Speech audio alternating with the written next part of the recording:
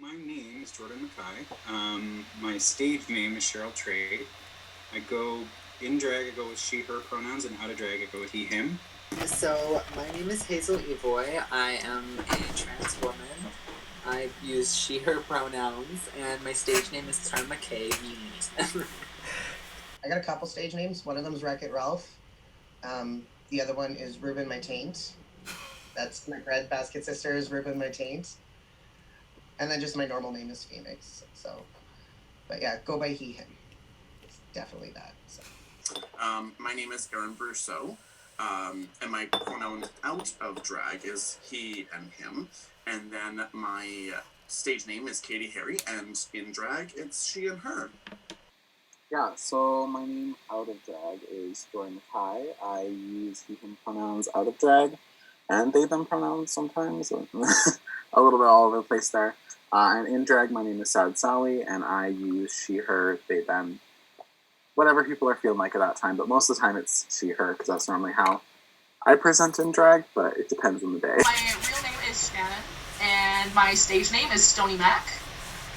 In real life, I use they, them pronouns, but in drag, I identify as a drag king, I use he, him pronouns. So, what I kind of, went with is, how the lobotomy.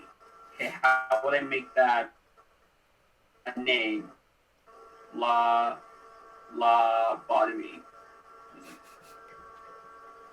That's my name. That's it. That's the one. Okay, so, this is my grandmother's handwriting, and it says, I'm not responsible for what others think.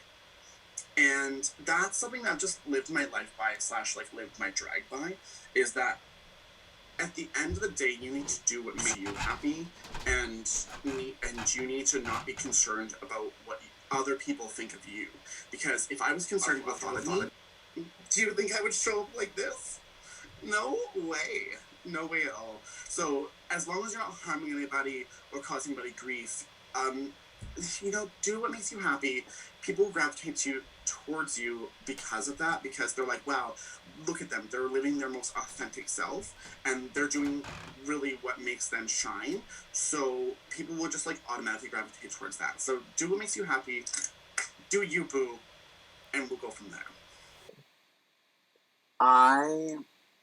Unlike most people who learn about drag through RuPaul's Drag Race, I originally saw some drag queens perform at Stiff Current Pride. They have a drag show every year, but I first saw my first drag show, I think, when I was 16. So that would have been 5 years now, I guess. 5 years ago, I would have went to a drag show with some of my friends. It was all of our first drag shows, and then that was the first time I ever saw a drag queen. I didn't know what a drag queen was before I went to that. I knew I was going to a drag show. I didn't know what they were. I just knew it was something that gay people did, or queer people did. So then I went to it, and I really enjoyed it. But when I watched it for the first time, I didn't think it would be something I would want to do. A little internalized homophobia. Jory, even though he was fully out of gay, was not ready to accept that could even be a thing that I did until I was 19. No, 20. Yeah, 20. Drag mostly brings people together, both in a literal sense and a figurative sense. I mean, literally, we put you in a room. But And at the same time, we unite. It's cliche, but we unite people through their differences. You know, it's like at the end of the day, you love creating art, and we love creating art. You want to showcase that art, so do we. We're all here to support each other and uplift each other, whether it be poetry, drag, painting, sculpting, 3D modeling. You know, like, yeah, it's all aspects. We want to make sure we're all being seen, we're all being heard, and nobody's kind of left to the dust with either their emotions or their crafts. Because I don't really do drag for my queer community. I do drag to expose everyone else to drag, and I love being able to expose everybody else, the general audience, to these fundraisers, which we all know about. Like, we know about Lulu's Lodge, and we know about all these great organizations that are queer based. But your general heterofunctional community doesn't know about these things, right? So I just wanted to expose them to something that I think is so freaking amazing. Another thing was interesting too. She also said, "You would never." And she told me that Regina was too small-minded and conservative. She mean Regina was too conservative for me, and that she thought that was too gay for Regina. Little did she know, I was exactly what Regina needed. I think Stony was a huge influence here because before Stony came along, I never really saw a ton of drag kings. Like, there were a couple, and there were a couple who did male drag or androgynous or somewhere in the middle. Most of the time it was feminine. It was drag queen, it was pageant queen, it was my kind of drag. I like to do the beauty drag. But there was something so special about Stony and their gender fluid, male but androgynous thing that was on such a rise, with drag kings coming out. And I was proud to say that Stony was a huge part of that, and I was glad to see it happening, because I'm not going to toot my own horn too hard. I'm a pretty polished drag queen, and I like what I do, and I'm good at what I do. But at the end of the day, I'm a pretty drag queen. I'm talented, but I'm a pretty female-looking drag queen, which, I don't want to say you can get 100 of me places, but there are a lot of pretty drag queens out there. And another cool thing I find about doing my drag like this too is that sometimes people like can't tell what like my original sex is underneath all of this makeup. Yeah. And it's pretty affirming having people like say the wrong thing in the right way, and I'm like, ooh. Who, me? Oh my god, you think I'm a twink? Thank you.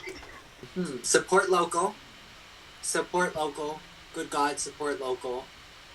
And don't be racist. Don't be racist. Nobody likes a racist bitch. I'm just saying, like...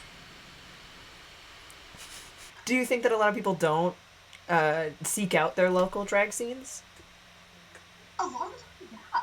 I've noticed especially when it comes to like live drag shows, you will always hear a lot of people say, "Oh my god, I watch RuPaul's Drag Race," and I was like, "Is that your only? This is like first time in a drag show," and so like their friends take them and try to expose them more. But a lot of people, that's all they know.